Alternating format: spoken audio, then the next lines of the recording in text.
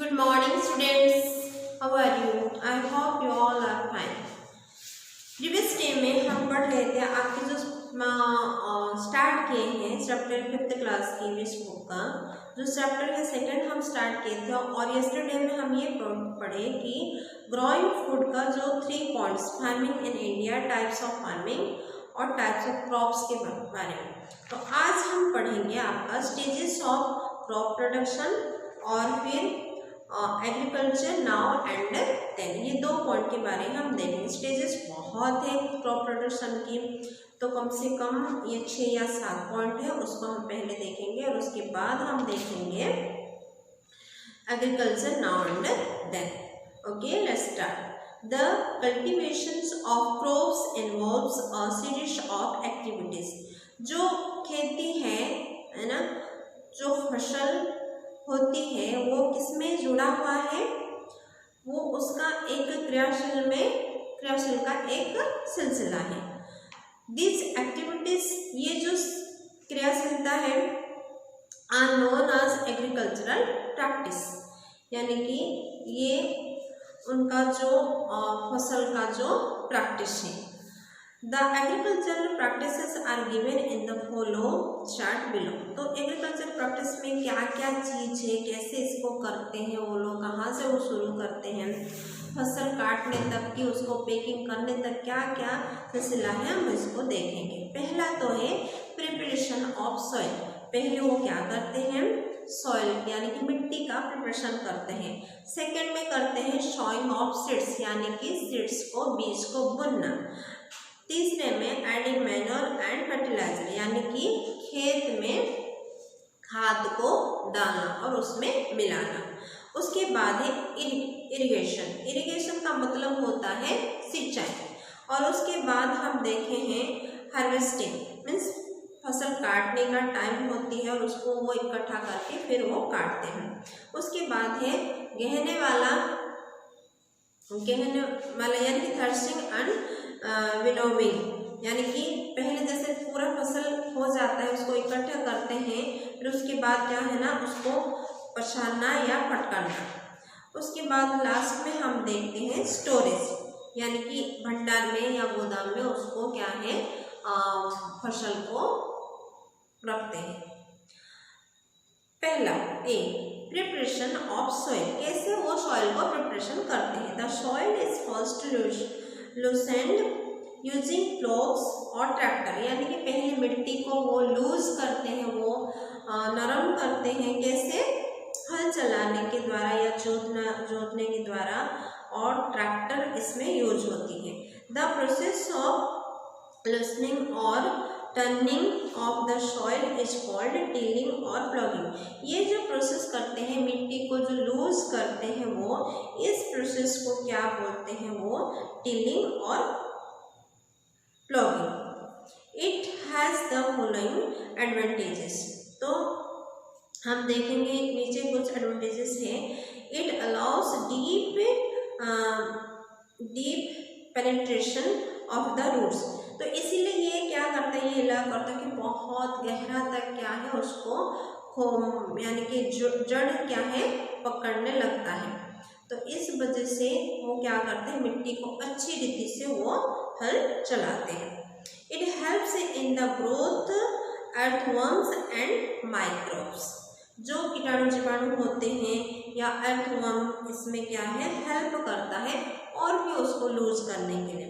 Nutrients, पोषक तत्व जो होती हैं, rich soil comes back to the top which benefits the growth of plants. तो इसमें पोषक तत्व मिलता है और फिर वो क्या मदद करता है, इसमें क्या है, प्लांट को बढ़ने के लिए। उसके बाद हम देखेंगे सॉइंग ऑफ सीड्स, यानी कि बुनने के काम, जो बीज बुनते हैं। Good quality healthy seeds are selected to sow. तो पहले अच्छी रीति से एक सीड्स को देखते हैं, वो अच्छी क्वालिटी का होना चाहिए और हेल्थी सीड्स होना चाहिए, उसको वो सिलेक्ट करके फिर उसको बुनते हैं। सीड्स आर सोन, और फिर सीड्स को बुन लेते हैं वो, और distance to prevent over crowding.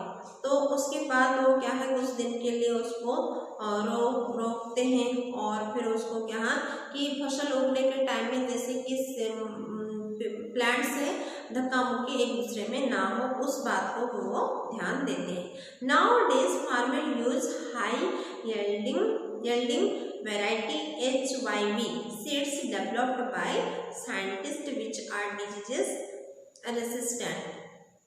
इन दिनों में क्या होता है, फार्मर्स है ना हाई यील्डिंग वाला क्या है सीड्स को यूज करते हैं, वो जो साइंटिस्ट और फिर विचारता यानी कि उसमें कोई प्रतिरोधक है ना नहीं हो सकता है, ऐसे वाला वो यूज करते हैं। The yield good quality crops, ये जो यील्ड है ये क्या है, फसल या उपज ये क्या है, बहुत अच्छी क्वालिटी की है। हाउएवर इतना भी हो द रिक्वायर मोर वाटर, तो उसमें क्या है ज़्यादा मात्रा में वाटर की जरूरी होती है। उसके बाद देखेंगे एडिंग मैनर एंड फर्टिलाइजर, तो जो खाद वगैरह मिलाना है ना, हम तो सीड्स बोल दें, अभी क्या है उसमें मिट्टी में क्या मिलाना है, अभी खाद मिलाने के टाइम है।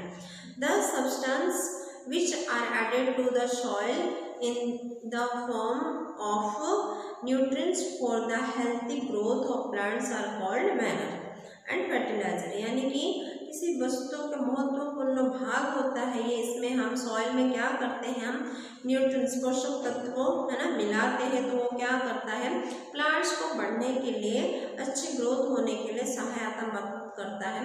और ये भाग है जो वो क्या है मैन्योर और फिर फर्टिलाइजर का, यानी कि खाद को मिलाने के काम है। They are added because growing crops continuously make the soil poor in certain nutrients. तो इसको क्या है इसीलिए वो मिलाते हैं कि फसल पुअर ना हो सके है ना, और उसमें कम मात्रा में न्यूट्रिएंट्स ना मिल सके, अच्छी मात्रा में उसको न्यूट्रिएंट मिल सके, इसलिए वो ऐड करते हैं। Lack of sufficient nutrient in the soil result in the production of weak crops। तो आवश्यकता से कम होने वाली न्यूट्रिएंट्स पोषक तत्व जो है उस एक रिजल्ट को हमें देता है। अगर हम कम मिलाए हैं तो क्या होता है वो कमजोर हो जाता है। Manure and fertiliser replenish the soil with nutrients, यानी कि उसको फिर अगेन करना है, उसका भरना या पूरा करने के काम हम उसको यानी कि खाद का काम होता है, पोषक वो बढ़ाता है। उसके बाद हम देखते हैं कि जैसे हम मिट्टी में खाद वगैरह मिला दिए और वो बीच में, उसके बाद इरिगेशन का काम है, यानी कि सिंचाई वाटर देने के काम होते हैं। Water is important for proper growth of the crops.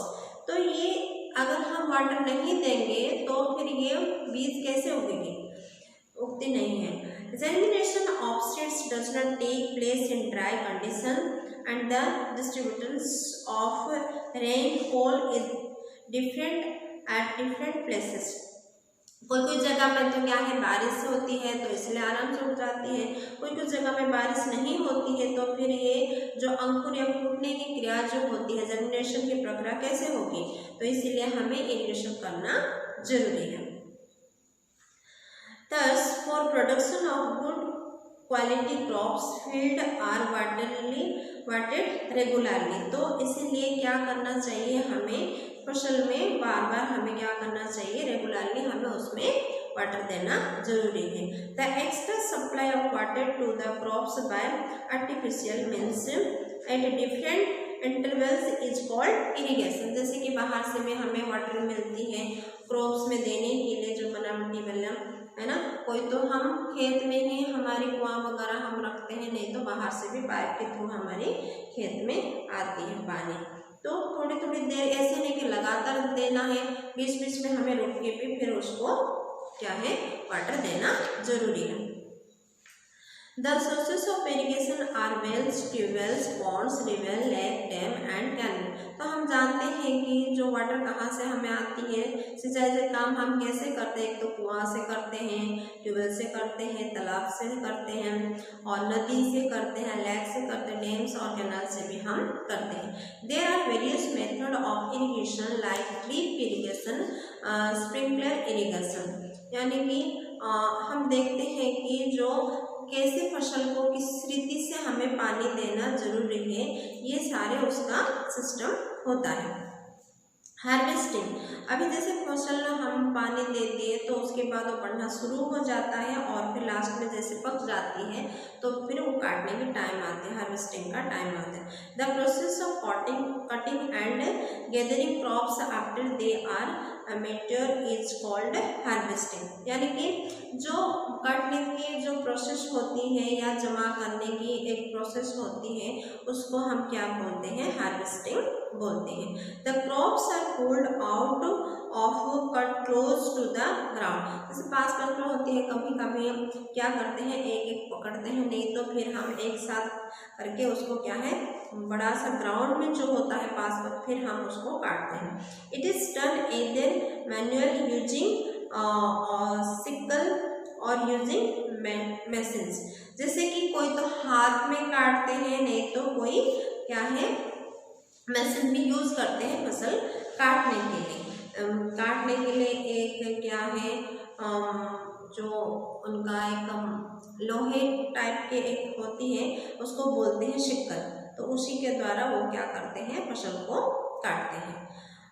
उसके बाद हम देखेंगे थ्रेशिंग यानी कि गहने वाला। It is the process of loosening the edible part of the crops from the scaly unedible chaff that surrounds, जैसे कि हम काट लें और इकट्ठा कर लें, उसके बाद हमें क्या करना है, इससे भूसा को अलग करना है, वो टाइम आता है और हम क्या करते हैं अच्छे खाद को एक तरफ कर देते हैं और फिर हम भूसा को एक तरफ कर दें। It can be done manually और यूजिंग मशीन, इस प्रक्रिया को भी हम कैसे करते हैं, हाथ में करते हैं कोई कोई तो, नहीं तो कोई मशीन का यूज करता है। उसके बाद हम देखेंगे winnowing. In this process the threshed crop are toasted in their air to the separate the lighter particles of chaff, dirty and even waste from them. It is done using a winnowing fan. तो fan के सामने फिर हम क्या करते हैं, इस जो हम भूसा और उसको जो खाद यानी कि हमारी जो फसल है खाद्य को अलग कर देते हैं। उसके बाद जो भी उसमें भूसा होती है या कीट होती है उसको अलग करने के लिए हम विनोविंग फैन के पास लेके जाते हैं और फिर वो अच्छे से उसमें एयर आती है और फिर बहुत अच्छे से वो अलग अलग हो जाते हैं। उसके बाद जैसे अच्छा हो गया, ये पूरा काम हो गया, फिर उसको हमें स्टोरेज करना जरूरी है, एक जगह में इकट्ठा करके रखना जरूरी है। The harvested crops need to be kept safe from moisture, insects and rats, hence they need to be stored safely. तो ये फसल को जो भी हमें बीज वगैरह अच्छे से फसल हो गया उसको हम यानी कि इन लोगों से बचाना चाहिए, इंसेक्ट से, राट से हमें बचाना चाहिए। तो पहले हम उसको धूप में रखना चाहिए और उसके बाद हमें अलग अलग जैसे कि कोई बड़ा सा गोदाम में रखना चाहिए, नहीं तो बोरी वगैरह में उसको फिर पैक करके हम, नहीं तो प्लास्टिक उसमें रख के हम उसके ऊपर तार के द्वारा सिलाई करके उसको रखना चाहिए ताकि इसके अंदर कोई कीड़ा वगैरह या रैट्स इसको या कोई इंसेक्ट इसको खराब ना कर सके। Some steps of proper storage are the grains are dried in the sun to reduce moisture in them. तो पहले हम क्या करना चाहिए, उसको सन के नीचे रखना चाहिए, सूरज का किरण जो दिखाना चाहिए धूप में। Farmers store grains in jute bag और इन मेटालिक बिन्स।